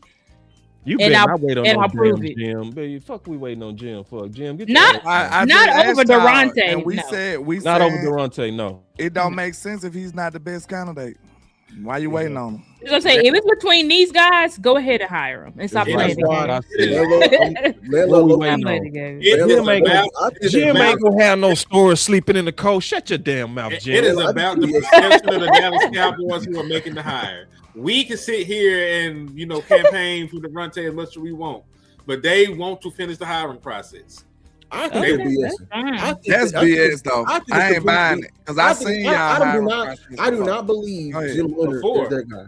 I'm telling y'all, I think it's a load of malarkey because as soon as Jim comes out, he's going to outprice. He's going to outprice what we're offering anyway. Yeah, okay. From that standpoint, you 1,000%. We not finna outbid nobody. Hold on. Y'all just said it wasn't about the money. We just gave a nigga $4 million last year. That's him. It's not about the money. But Lou, was a hot shot candidate. Lou, people fighting over Eberflus. We paid part of his salary from the Chicago Bears for him to come over here. That's how he ended up with $4 million. That's just how crazy. You just explained to me how crazy Jerry is. I'm just telling you what I'm saying. I'm just asking you. Listen, I'm just asking you. He'll pay for that. Was it a bidding war for Flus? That's what I'm asking. No, but what I'm saying is this. What I'm saying is this. If they want you, they will pay you. Cause they pay Dan Quinn ass too. That's true. Hey, well, look, and they won't Jim. And they won't Dan Quinn was a high end. He ain't right now. He problem, though. Jerry want them, but Shotty wants somebody else. That's the problem. That's the problem. I'm just saying. No, am I wrong? I love what y'all saying. Like Shotty wants somebody and Jerry don't want somebody else. No, that you right on that. That's why they said Storm was impressed with Durante. Walk with me. I'm saying that to say Jerry wanted Flus. Jerry ain't finna move mountains to get Shotty guy. That ain't what he doing. Ooh, he's so true. But is Leonhard? But is Leonhard Shotty guy? I don't think Leonhard Shotty guy. I think Leonhard was a front office guy and the popular guy that his name was floating around. I think Shotty want Durante Jones. Yep. I think because when Shotty spoke about Leonhard, when Shotty likes somebody, he pumps them up. He got nicknames. He got nicknames for them and everything. Like he will let you know if I fuck with a player. Yep. He pretty much kept it as about as I don't talk to him, but he good. Shout out to him and Vance over there. But it was no like. And he still gave credit to Vance. Exactly, he gave credit to Vance. So it's like I think Leonhard is a whale. He's a media whale right now, and the Cowboys are using that to buy back and sell back the thing. I'm done selling them on bullshit. Y'all, they run this team like a fucking business. They did it with Flores, and then it was time to interview Flores. Then they want to get all bullshitting. The culture, we're uncomfortable. Around shit like that. Man, hold on. Bubba, we came here with that super chat. I didn't mean to cut you off. They said, I think Durante is cooked chicken. His mentors being Vic, Dunn Capers, Lionel Vital, Zimmer, Marvin Lewis, Vance Joseph, Flores, etc. His current mentor right now is Vance Joseph. That's beautiful. Yeah, that's true. And listen, and I say that he's seasoned chicken. He's seasoned. Yeah, he's seasoned. He's seasoned. You seasoned, nigga. You ain't put him on the grill. He's still on the grill, bro. If you ain't coached, if you ain't coached, you is raw chicken. He like them soldiers that did the simulation of the war. He ain't really into the war. You are not the father. Flight simulator. What the fuck is that? war simulator. The nigga in the flight simulator ain't flew no plane, man. The lie detector determined that was a lie. We got a war outside. The only plane this nigga that flew was on Grand Theft Auto. You want this man to fly a plane, It's man. like third draft picks, bro. It's third draft picks, bro. I ain't got to see you play in the league to know you that dude, bro. Come on now, damn, bro. And he's still a rookie when he come in. And he's still a rookie when he come in. Come on now, we ain't doing that. You didn't need to see Panay Sewell, bro. Come on now. But was he still a Sometimes rookie? you see so much dopeness in college Was that he it's already still a no brainer before you ever put the cleats on. We ain't finna be that. We ain't finna be that anal on this dude, bro. This dude is ready, dog. Sometimes you ready for the league. And he's still raw chicken. I'm with y'all though, like, but we can't go away from the definition of what raw means. It's not. Yeah. Hold on. Y'all been I'm team with weapons y'all. again, I'm man. on This don't y'all like side. team No, weapons, I'm bro. on We like the side. nigga. I'm on your I side. know, but man, I'm not liking y'all right now. Y'all starting to This what piss I'm me trying off, to say. man. I'm with y'all. I'm on your side because I like how hard y'all fighting for him, because I just told you it got to be a guy that you willing to put your life on the line about. For real. Because you putting the life of Dak Prescott's future in his hands right now. That's what you doing. Future on it, bro. I will put his whole future. Man, when I saw the LSU fans would want them back on the losing season, man, do you know how mean LSU is? Boy, say them LSU people was throwing bottles at us, bro. I had to put my helmet on, bro. Hey, I swear to God, bro, I'm coming out to LSU, bro. My coach say, put your goddamn helmet on. I say, what? He said, put your helmet on. He said, they throwing bottles at y'all when y'all walk out. I'm like, no, they not. I went out there, beep. Boy, LSU is like demonic. They evil. So if he wasn't worth his salt on the losing season, they would have fried that dude. And they were saying we want him back. In Louisiana? In Louisiana, thank you, bro. Louisiana, power. I told you about LSU. Top SEC school. I told y'all about LSU, bro. Of coach, the governor picks the head coach over there, man. The governor picks the head coach. They different over there at LSU. This dude, and then this is what he said, bro. Because listen, this dude said I do curriculums. He don't teach. He does curriculums. That was so me too. Lesson plans. Lesson plans. He needs that shit. And his ability to be able to teach people based off of how they learn. Like, he likes to break down each player and say, okay, well, how do you learn? Okay, let me teach you like this. Like, you have to have the gift of teaching to be able to do certain stuff that he doing. Like, it has to just be in you. It can't really be. I mean, you can be taught to be an elite teacher, but I also think like teaching is a spiritual gift, say it in the Bible. So it's like he has this unique ability to be able to reach young men, meet them where they at, and relate complicated. Shout out to Lou. I watched Lou scheme about the cover 4 quarters. And that scheme is beyond complex. It's like, what the hell is going on? The fact that Durante is teaching no names, the most complicated scheme. to do that scheme at a high level, no names. Last year. Come on, man. Yeah. Come on, man. I'm gonna say one more thing about him, and I'm gonna shut up. I'm gonna say one more thing about him, because all I'm doing is you know how when you prepare for a sermon, it's in your spirit. If you ever taught the Bible, maybe you heathens never did. Wait a minute now. What he said, yeah. I plead the 1, 2, 3, 4. Hey, listen to me, bro. People got to realize that when he was sleeping in cars, and when he was sleeping on his desk, and when he was getting $1,000, and when he was at Hawaii only getting $300 every 2 weeks, people got to realize the whole time he had a way out. And his way out was literally to be a lawyer. LSU had on the table the whole time he was going through that, a scholarship for him to be a lawyer. With law school. What does that say about him also mentally, which we're not talking about? What does that man believe, bro? He believe like a mug. He believe, bro. He's smart as hell, bro. People ain't giving out law scholarships, bro. Yo, put Weeble up. Like you said he the one that you said that didn't have any kids, right? Yeah, he ain't got no kids. Okay, you gotta be able to, for him to be able to move like that, he can't have none. That's blind faith. Thank you, boy. That's like he's so dedicated to the game, bro. Think about it. He wouldn't be able to risk like that with some kids. No, you gotta have money. Ability. Money, bro. You gotta the bills gotta be paid. That dude said in his 20s, man, I wasn't dating.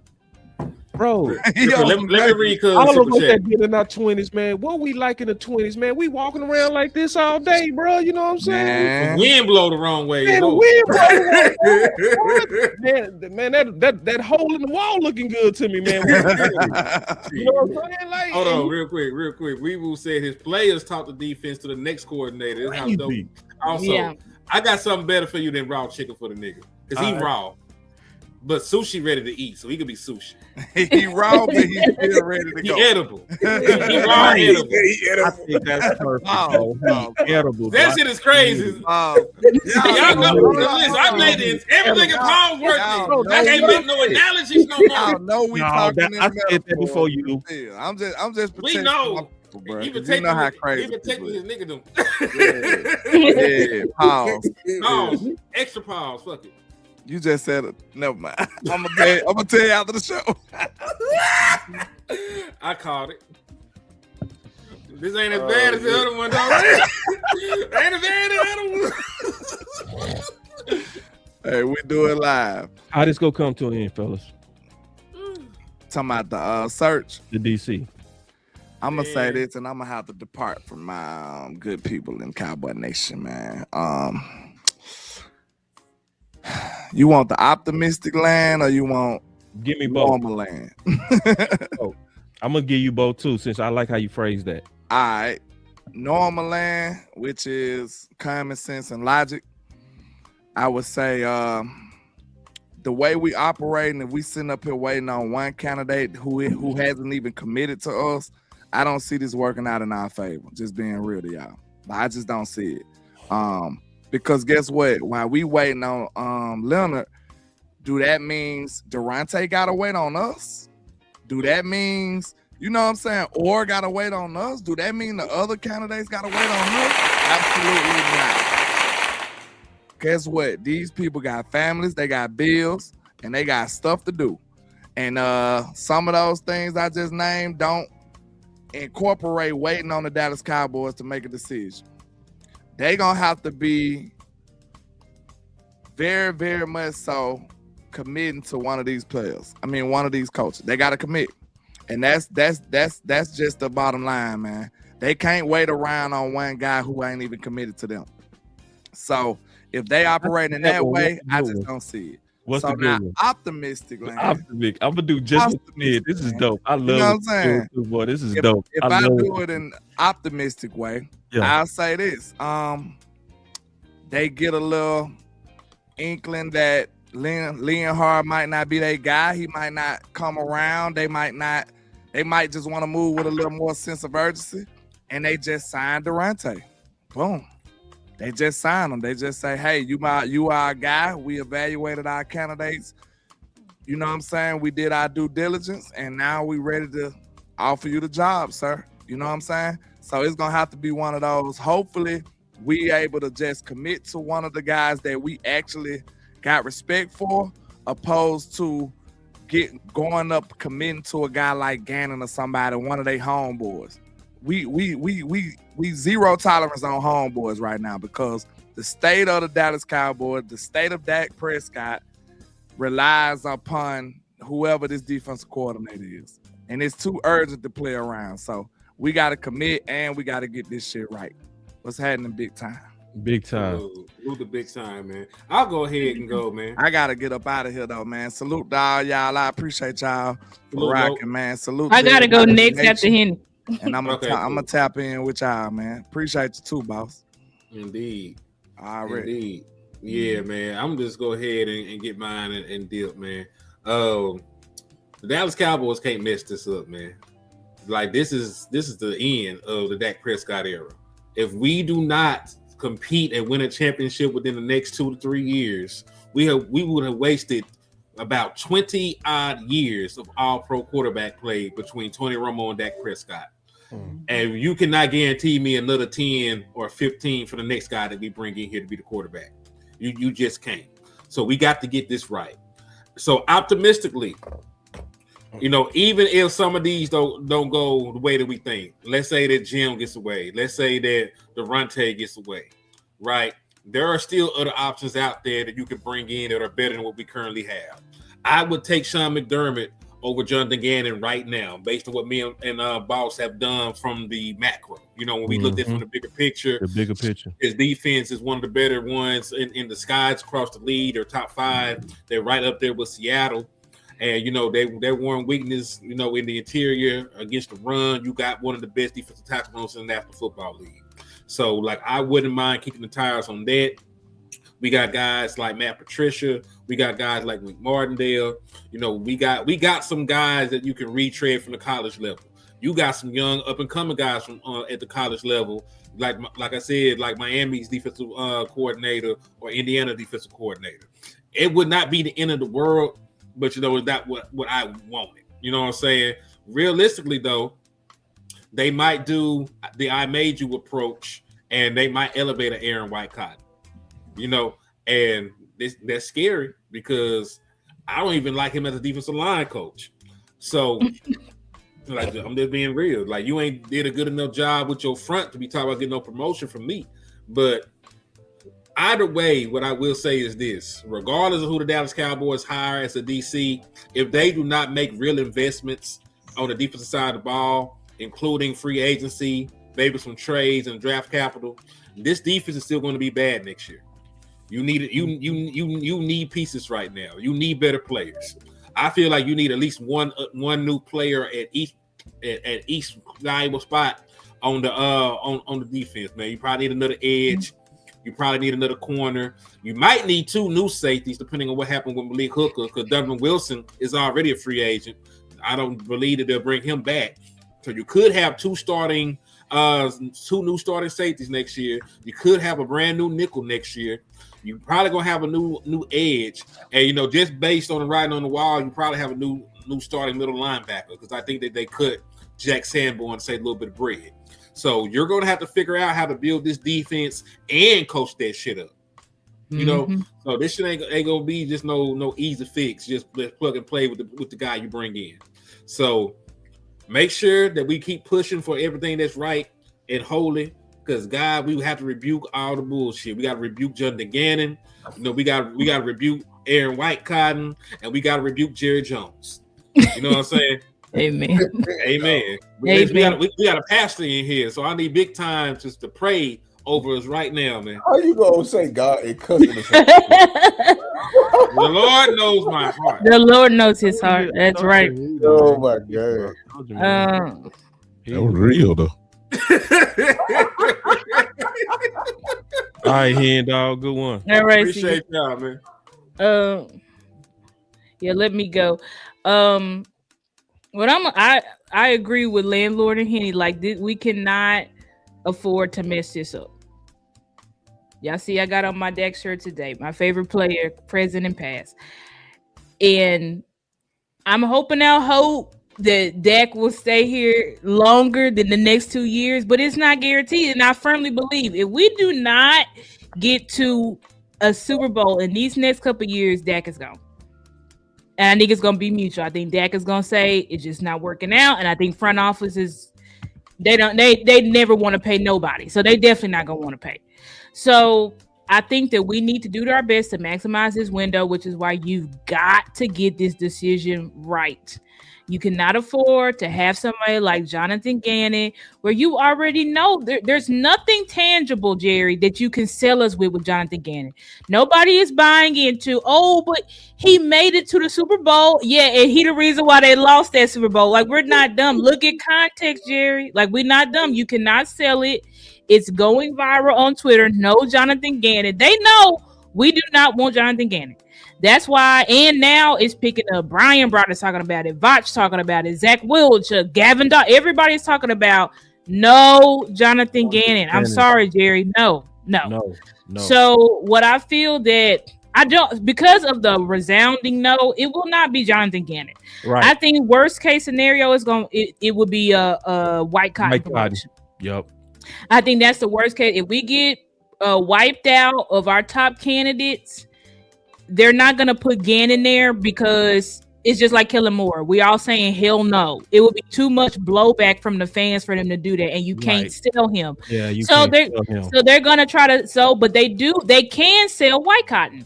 He's the reason why we got Easy. Continuity. We got Quentin Williams. He came up with the 5-man front, right? So they can sell White Cotton. So that's I think they keep stopping the run.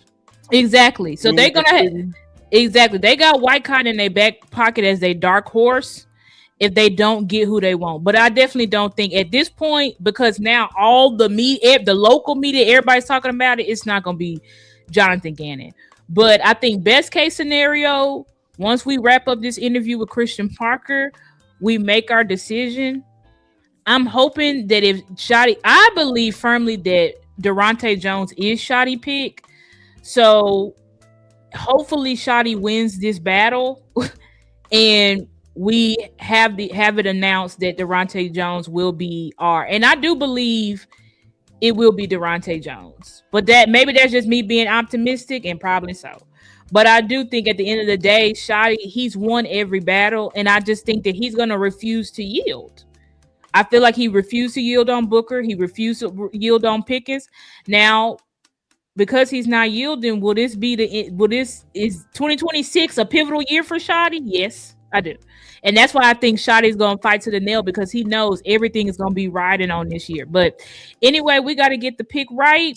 I believe in you, Shotty. I've been tagging you every day. I believe in you. So fight for what you believe in, because we know 2026, if you don't get to the playoffs and get further, y'all gonna welcome in Jason Witten. That's all I'll say. But anyway, that's my final word. See y'all. Thank y'all. Thank you, boss. Mm-hmm. Yeah, my final word is gonna be quick, because I gotta lay down because I've been driving all over Texas. But my final words is I pray is Durante Jones. He's the best candidate. I'm so happy. I'm proud of Cowboy Nation. We officially put the mark of the beast on Jonathan Gannon. Yes. He's officially bad for business. I'm so happy for that. So it's not. I can firmly say it's not Jonathan Gannon. What does scare me? I feel like this will probably be the offseason that the Dallas Cowboys will finally meet karma when it comes to hiring. And this is what I'll explain it is. Them lying to us clearly about waiting for Jim Leonard, which I believe they're lying, because I believe he has a market and he's going to outprice himself. And that's just literally what is the Cowboys love to sell? Hope. We're hoping for Jim Leonard, and it's obviously not coming, and people can't see it. My thing I think is going to happen if we don't get Durante is that they're going to try to bring in another set of guys in here. They're going to try to find the next Gannon.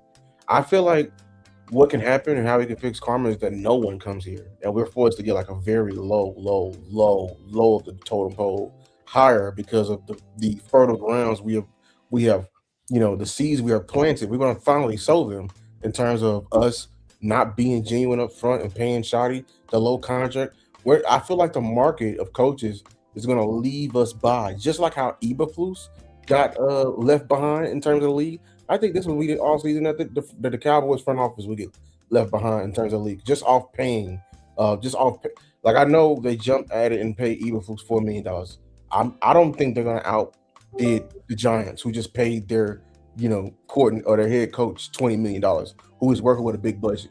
And we don't and just the Packers. I know the Packers are working with a bigger budget. I know the Steelers are working with a bigger budget. I'm just saying, if it's not the guy that Shotty truly wants, I think it can get very, very in a very karma-esque way of how we're going to very much handle it, because we just not been genuine up front, and it can come back to bite us. So that's been my final word, Cowboy Nation. Don't leave. You gonna want to hear mine. I'll be in the back. Yeah. Huh? You gonna be in the back? It's cool. You go hear it. Yeah, but stay up, Cowboy Nation. Continue to be active. Continue to push your ideas. Continue to be in the Twitter streets with us and everything like that. Keep fighting. We almost. I want to put this now. It's almost draft season. We got a special one coming up in 10 days. A collab. We actually interviewing. We got Booker Dad on. We're gonna be interviewing Booker Daddy. Y'all just saw Tyler Booker just got all rookie team, I think. Got a lot to talk about. It's gonna be great, celebration for Team Trenches. So make sure y'all come out for that. Turn on everybody's notification bell. Make sure to subscribe to everybody. I think Henny is on the way to 4K. Let's get him to 4K. You feel me? I love everybody. Until next time, peace. All right. Okay. I'm gonna kind of steal what Landlord did, but I'm also talk about like how I see this playing out. They go wait on Jim. They should get Durante now. They should finish Parker, get the bird in hand. Jim is not going to impress as much as Durante, but they'll split. Jim, when he's able to interview, the first place he's going to interview is likely going to be New York. They're going to lose. They're going to lose. They don't have a quarterback. They're going to lose. So when Denver loses, Jim is go head to New York and they not going to let him out the door. And they go sign, it's going to be announced that Jim Linhart is the defensive coordinator for the New York Giants. Or it could be but I think it's going to be Jim. So when that happens, your Dallas Cowboys is going to be forced into their blessing. They going to be forced into their blessing similar to they was forced into their blessing with Romo. And how they was forced into their blessing with Dak Prescott. Dak Prescott should have been a first-round quarterback. But the Dallas Cowboys and Jason Garrett was pushing for him. But guess what happened? They picked Tapper in the 4th round before they picked Dak Prescott. And they walked into one of the biggest blessings of all time.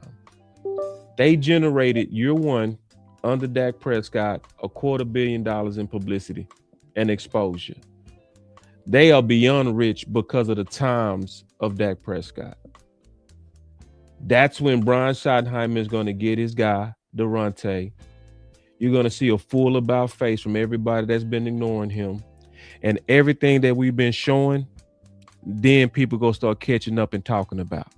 We go finally start hearing about him sleeping in cars then. We go finally start hearing about his tree then. They go finally start really giving him the exposure of the multiples and everything that comes with him. They go finally get him what he been deserved. He is the Lamar Jackson of coaches right now. He is dropping in the draft for no goddamn reason and no logic.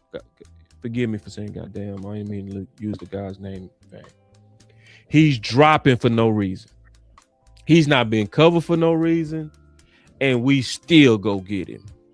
Shout out to you, Brian Schottenheimer, for fighting for what's right. I believe you go win this war like you won it with Booker. And your Cowboys is going to have a chance to do something special. Even though they do a whole lot of things to curse themselves. That's my final word, and I think that's how it's going to play out. Before I get started, listen, I need everybody pause real quick. And for those that have joined late like I did, I need you guys to hit that like button. That's the first thing before you get out of here. Hit that like button. If you have not subscribed to HTM Sports, Landlord for Alabama, Stargazer Sports, and Lose Takes, and I'm the Big Time show coming in these last couple of minutes. Follow all of these people. This for us, this is our time where the DC Universe really cranks up the content. I'm quite sure you already know it. We're approaching draft season. There was no better team during the draft last year than us.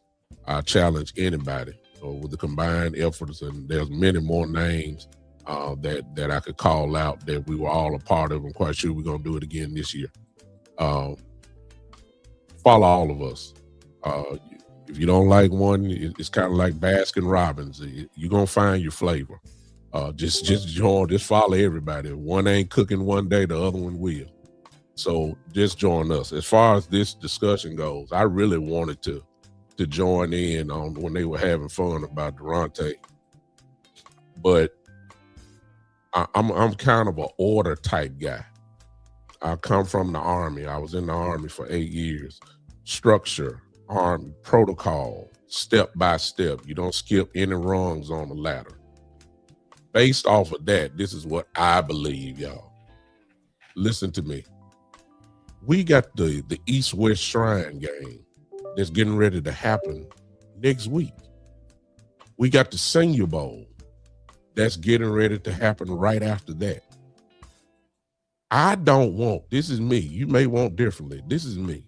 I don't want, when the Cowboy team goes to these bowl games, I don't want the plane to just have Jerry, Steven, Brian Schottenheimer, and Will McClay. I want the defensive coordinator on that plane. What we waiting on?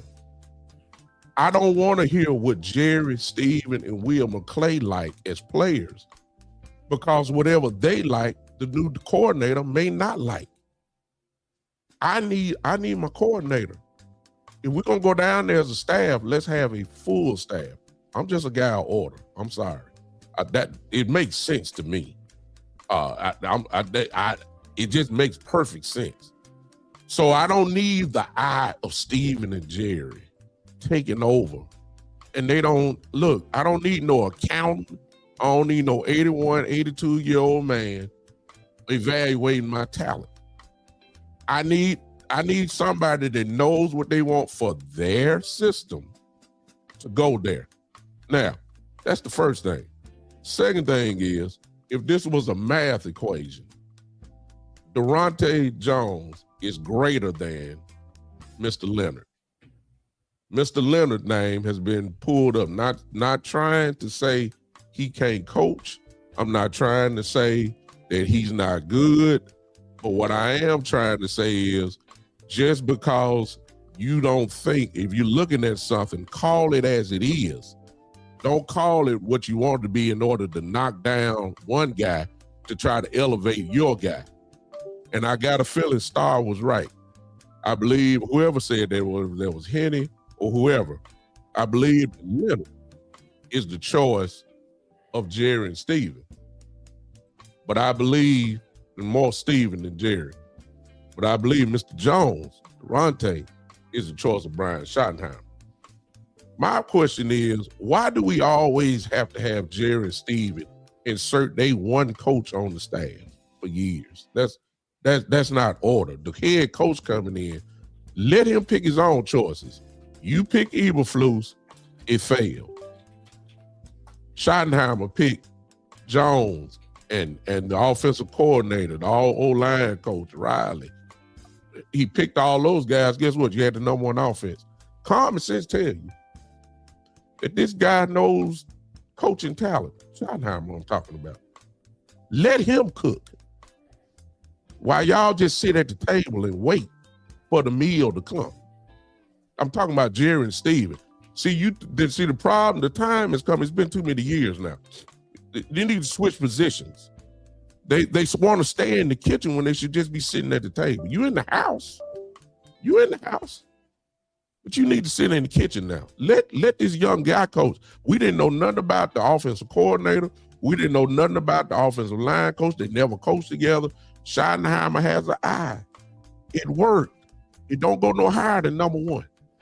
They had the number one offense in the league in several categories. Here's my thing. Everybody is talking about Leonard. 105.3, whatever, 3.5 the fan. They've already picked him. They've already done it. I agree with Boss 100%. I think the Giants are going to get him, and I can't wait for that to happen. Harbaugh has an unlimited amount of money to spend on coaches. That's something that's going to outbid Jerry from the top. That's good. Cool. Fine. That's what I want. I want the Giants to go get Leonard. For those of you that want Leonard, hey, I think he's a good coach.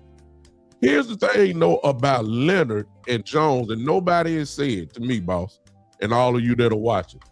Here's the thing. See, we can't go against what we've said for years in order to highlight Leonard. Here it is. Everybody talks about Leonard because, see, he'll be a virgin too at calling plays from a defensive coordinator position in the league. Yeah, he's a position coach, but he ain't never called. He ain't never drove the car. So right there is they're equal with Durante.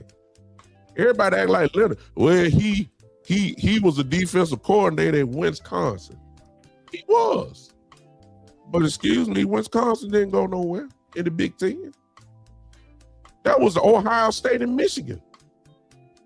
Every now and then Penn State would peep their head in the door. Nobody was concerned about Wisconsin in the Big Ten. But Durante was at LSU, right? The last time I checked, until the last 3 years, everybody said that the SEC was the greatest conference in sports. Every week, it was a dog fight. Every week in the SEC, every team loaded with NFL players. This dude, Mr. Jones, Durante, LSU was always a power. Yeah, they had problems with Alabama, but who didn't have problems with Alabama? Stop it. SEC greater than the Big Ten Conference. And Durante Jones was the coach of an SEC defense. Over Mr. Leonard, there was a defensive coordinator that Wisconsin was going to the Holiday Bowl. Jones was going to BCS bowl game. Stop it. It is what it is. If this dude is the best, he's just the best. So he would be a virgin, as I said. Mr. Jones would be, because he's a virgin. He ain't called it in the league. I don't know what Durante Jones would do when the pressure get on the line. I don't, when he make his first call as a defensive coordinator, that would be his first call. Same thing with Leonard. And there's no way in the world you match it up. I don't care if the dude is coaching in Denver. Vance Joseph is the man. We got to stop acting like Leonard is calling stuff. No, Vance Joseph is the man. Stop it. Leonard is not. He does contribute to Denver. I get it. But Patrick Surtain been a dog all his life. Jim Leonard ain't made Patrick Surtain. Surtain been a dog since he was in high school. I'm not saying he hadn't advanced his career, but we got to stop acting like calling things like come on now. Durante Jones, did y'all just hear what these great content creators said? I know I'm going just a little long, but then y'all just hear what they said about Durante Jones. This man ain't got no dating. He ain't dating. This man's whole life is football. I thought we wanted football people. That's what I thought we were begging for in Dallas. I thought we wanted football people. I thought we wanted football. This man ain't got no kids. I'm quite sure he got a little friend somewhere and he dating around and all that stuff, but there's no commitment there. His commitment is football. Ain't that what you want? That's what we've been begging for. We've been saying, let us have football people in the building. That's what Durante Jones is. So although most of these people have never called games, who's the best out of all of them? It's Jones. Lock him up. It's not hard. If Shadi wants him, lock him up. It's not. Oops, but I'm sorry, and I close with this. Oh, boss, I don't want to get your channel in trouble, but hey, sometime, y'all, it goes beyond coaching. There may be a silent reason why they don't want to hire him. I'll let y'all figure that out. Some of y'all already got it. I'm done.